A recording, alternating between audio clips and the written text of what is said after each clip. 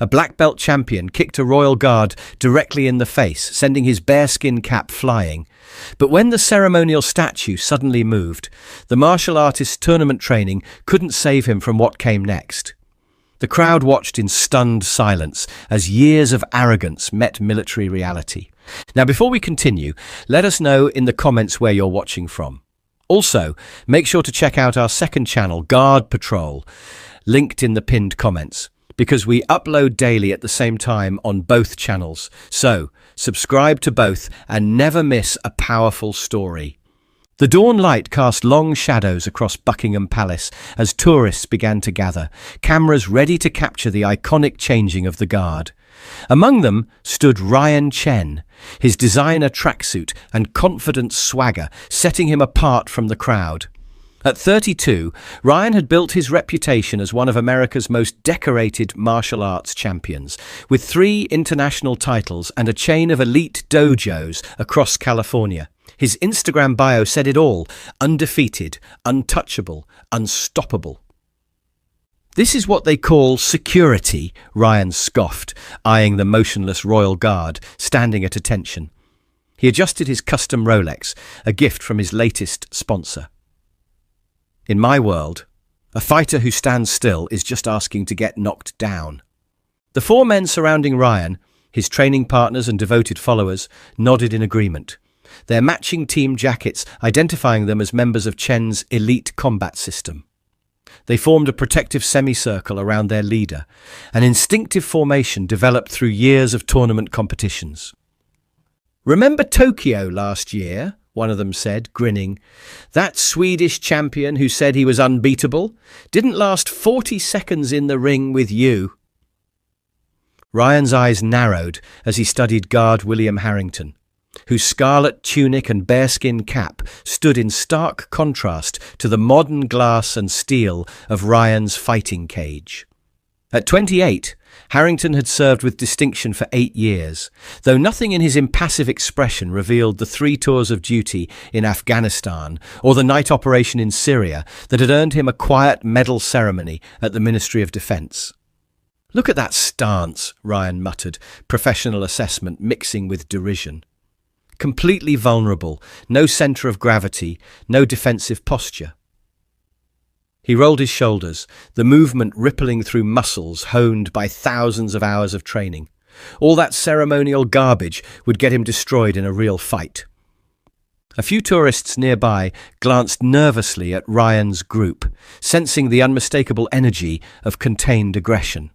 Among them, Colonel James Thornton, retired after 30 years of distinguished service with the Royal Marines, paused in his morning walk. His weathered face registered concern as he observed Ryan's demeanour, recognising the telltale signs of a man looking for confrontation. "Let me show you what a real fighter looks like," Ryan announced, stepping closer to Harrington. The guard's eyes remained fixed forward, his disciplined stillness a stark contrast to Ryan's fluid movement. "See, a real fighter is always ready, always moving, always aware." He demonstrated a defensive stance, his trained body shifting with practiced precision. Ryan began circling the guard, analysing his form with the critical eye of a professional. "Look at this poor guy. They've trained all the fighting instinct out of him." He approached from different angles, deliberately entering Harrington's peripheral vision. In a real combat situation, this level of rigidity gets you killed. Tourists had begun to gather, forming an impromptu semicircle. Some looked uncomfortable, others curious, a few entertained by the unexpected show. A family from Germany quietly ushered their children away, the parents exchanging knowing glances that spoke of disapproval. "You know what we're looking at here?" Ryan gestured to the guard as though presenting an exhibit. "The difference between ceremony and combat. These guys are performing, not fighting." He executed a series of quick jabs that stopped just short of Harrington's face, demonstrating his control. "Every move I make is designed for one purpose: victory." Colonel Thornton had moved closer now, his military bearing evident despite his civilian clothes. The medals pinned discreetly on his lapel caught the morning light. decorations that spoke of real battles fought and real sacrifices made. His expression remained neutral, but his eyes never left Ryan's increasingly aggressive display. "Ladies and gentlemen," Ryan called out, assuming the role of an impromptu ringside announcer, "what you're witnessing is the fundamental difference between British tradition and actual combat effectiveness." He gestured toward Harrington with a theatrical sweep of his arm. These guards represent a bygone era when standing in formation was considered military prowess. Ryan's training partners had positioned themselves strategically around the guard, forming what martial arts practitioners would recognize as a demonstration circle. Their matching jackets created a visual barrier that separated Harrington from the rest of the crowd, turning the public space into an improvised arena. "This is Jin," Ryan gestured to the tallest of his entourage, a man with a stoic expression and hands wrapped in professional-grade tape. "Three-time international kickboxing champion. And Marcus here," he nodded toward a compact, muscular man with a fighter's cauliflower ear, "former welterweight MMA title holder. We train fighters who win actual combat sports, not ceremonial soldiers who win costume contests." The crowd had grown larger now, drawn by the spectacle of Ryan's impromptu demonstration. A British family near the back exchanged glances of clear discomfort, the father placing protective hands on his children's shoulders. An elderly woman with a veteran's pin visible on her coat shook her head in quiet disapproval. "Watch how a real fighter moves," Ryan instructed, executing a series of lightning-fast punches that stopped mere inches from Harrington's torso. "Every movement has purpose, intent, lethal potential. Nothing wasted, nothing for show. This is fighting efficiency developed through thousands of hours facing actual opponents, not standing at attention." Colonel Thornton had begun making his way through the crowd, his military bearing parting the onlookers with quiet authority. His face betrayed concern, not for Harrington's safety, but for what might happen if the guard was forced to break protocol. "You see, the problem with military training," Ryan projected his voice like a seminar leader, "is that it's designed for group thinking. Follow orders, maintain formation, sacrifice individuality." He circled Harrington, analysing his posture with professional scrutiny. "Martial arts is about achieving personal excellence, about pushing human capabilities to their absolute limit." Ryan executed a spinning kick that whistled past Harrington's ear, close enough that the guard would have felt the displacement of air. The crowd gasped, several people taking involuntary steps backward. "Notice he doesn't even blink," Ryan said with mock admiration. "That's not discipline, folks. That's fear. The fear of breaking rules, of thinking independently." He positioned himself directly in front of Harrington, hands on hips, studying the guard's impassive face. "In my dojo, I teach people to overcome that fear, to react, to engage with reality." A woman with a young daughter pulled the child away from the scene, murmuring, "This is disrespectful. We're leaving." Several others followed their example, uncomfortable with the escalating tension. "I think we need a practical demonstration," Ryan announced, his voice carrying the practiced authority of a man accustomed to commanding attention in competition rings. "Theory is fine, but nothing teaches like experience." He adjusted his stance, the movement fluid and purposeful. "Ladies and gentlemen, I am going to show you why static defense, the kind these guards represent, is fundamentally obsolete." Colonel Thornton moved forward with urgent purpose now, but Ryan's training partners closed ranks, creating a human barrier between the retired officer and their leader. One of them, a heavy-set man with a fighter's broken nose, placed a hand on Thornton's chest. "Let the demonstration finish, old-timer," he said, his tone conversational but his intent unmistakable. "Educational purposes." Thornton's eyes narrowed. "That guard is not what you think he is," he said quietly. "Your friend is making a serious mistake." Ryan had begun a meticulous warm-up routine, stretching his shoulders and neck with practiced efficiency. The most dangerous delusion in combat sports, he lectured, rotating his wrists, is believing that tradition equals effectiveness. These guards stand here looking impressive, but they've sacrificed practical skills for ceremony. Now, for my final demonstration, Ryan announced, his voice taking on the quality of a ringside announcer. I'm going to show you exactly why this type of static defense fails against modern combat techniques. He moved into position, his stance shifting subtly into what trained fighters would recognize as a competition-ready posture. In a real combat situation, maintaining situational awareness is critical. This guard has surrendered his awareness to ceremony. Ryan began a complex approach sequence, the kind used to set up championship-winning strikes. His training has made him vulnerable, not strong. The crowd had fallen completely silent now, sensing that a line was about to be crossed. Several people had backed away, while others seemed frozen in place, unable to look away from the impending collision. A defender who won't adapt, Ryan declared, his movements accelerating, who can't respond to changing conditions, who remains rigidly committed to outdated protocols. He launched into a blindingly fast combination, each move flowing into the next with years of practiced precision. The final move was a spinning heel kick aimed directly at Harrington's face. The impact was audible, a sharp crack that cut through the morning air like a gunshot. Ryan's foot connected solidly with the side of Harrington's face, sending the bearskin cap flying in a dramatic arc against the blue London sky. The force of the blow would have felled most men instantly, but somehow, impossibly, Harrington retained his footing. A collective gasp rose from the crowd, followed by absolute silence. Time seemed to stretch and slow, each second extending into an eternity as the bearskin cap completed its arc and landed on the courtyard stones with a muffled thud.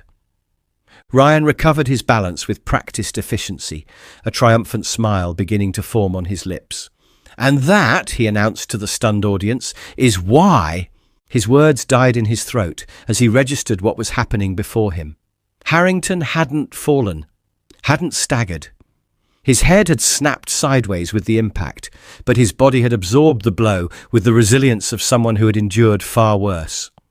A thin line of blood traced its way down from his temple, but his eyes, now locked directly onto Ryan's for the first time, showed no pain, no fear, only a cold, focused clarity that experienced combatants would recognize immediately. "Oh shit," one of Ryan's entourage whispered, the bravado evaporating from his voice. For a heartbeat, nothing moved.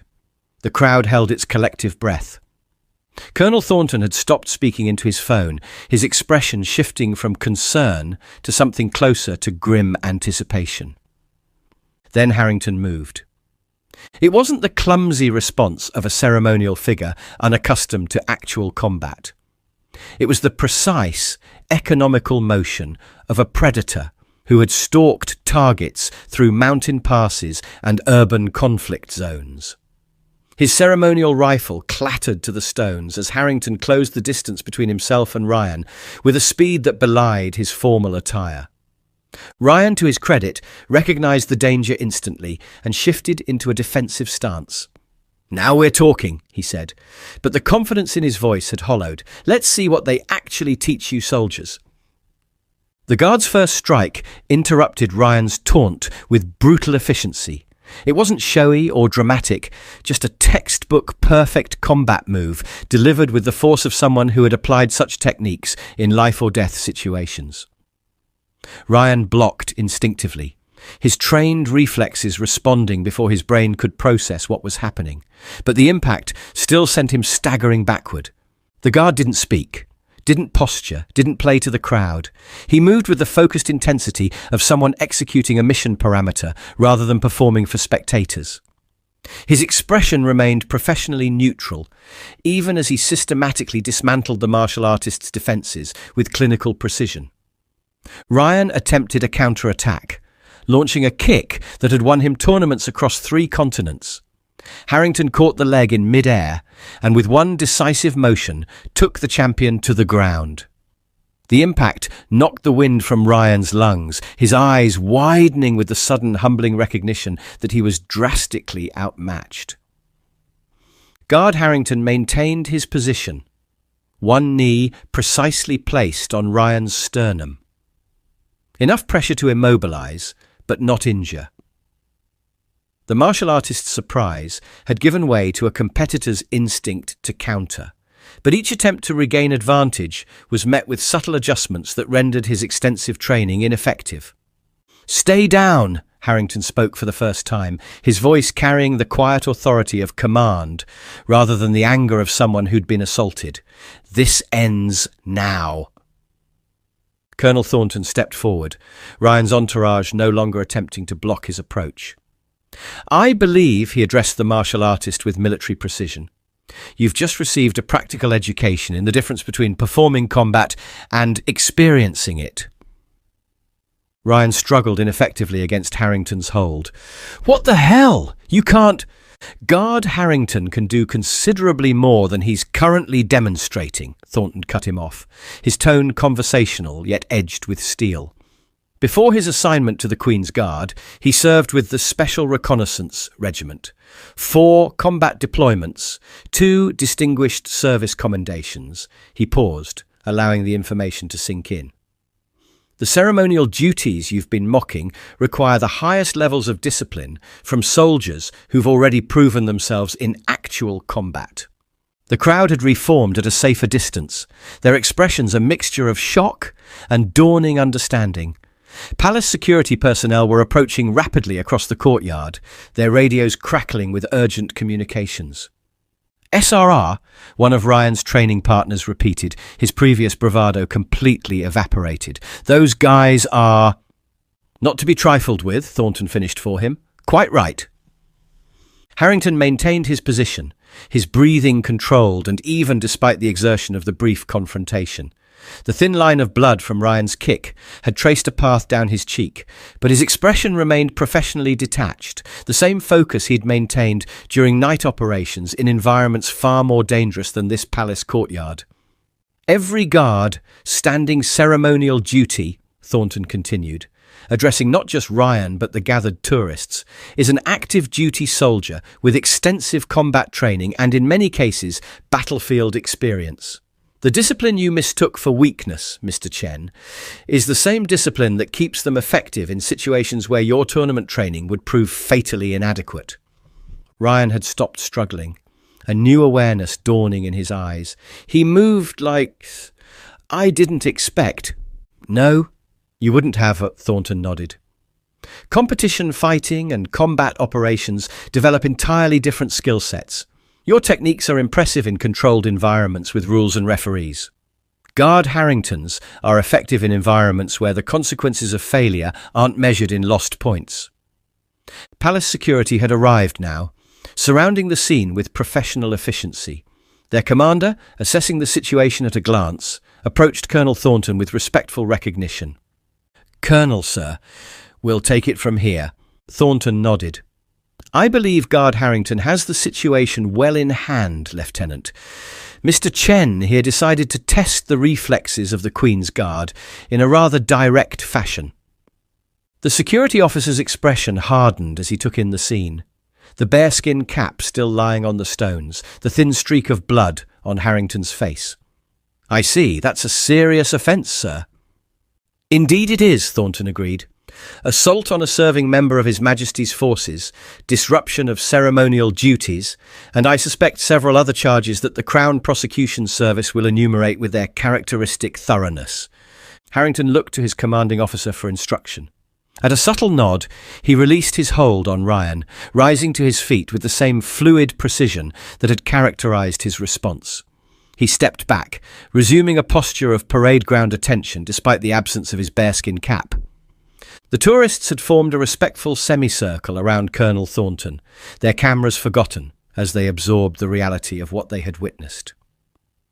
The retired officer stood with parade ground precision, despite his civilian clothes, his bearing that of a man accustomed to explaining difficult truths with clarity. The uniform these guards wear, he gestured toward Harrington, who had resumed his post with perfect composure despite the thin line of blood still visible on his cheek, represents far more than ceremonial tradition. It is earned through the same rigorous training that produces our nation's combat forces. An American tourist raised his hand tentatively. But why have them just standing there if they're actual soldiers? Seems like a waste of training. Thornton's smile held patient understanding. An interesting question that reveals a common misconception. These ceremonial duties rotate among active duty units. The soldier standing guard today might have been conducting counter-terrorism operations 6 months ago and may deploy to a conflict zone 6 months from now. He gestured toward Harrington with respectful acknowledgement. Their ceremonial stillness isn't their defining capability. It's simply one expression of the discipline that makes them effective in all aspects of their service. The security officer, who had taken custody of Ryan, returned, approaching Thornton with professional courtesy.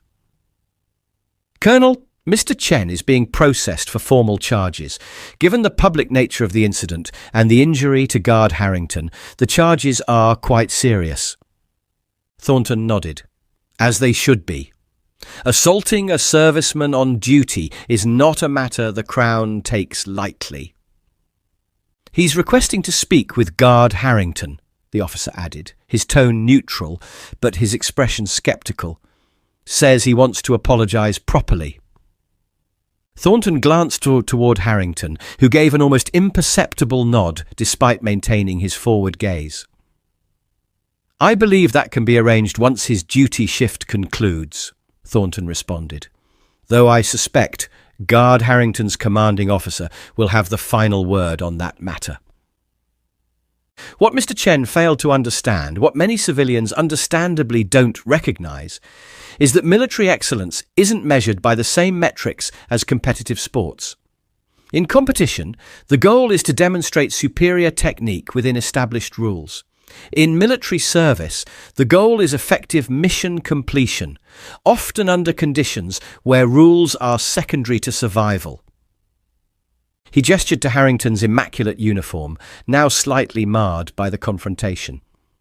"The discipline you see in these guards, the ability to stand motionless for hours, to maintain perfect composure regardless of provocation, that's not separate from their combat training. It's an extension of it. The same mental control that allows a soldier to remain still under tourist harassment is what allows them to remain calm under enemy fire." A young woman at the front of the crowd spoke up, her accent marking her as local. "But why didn't he respond sooner? He just took that kick to the face without moving." "An excellent question," Thornton replied.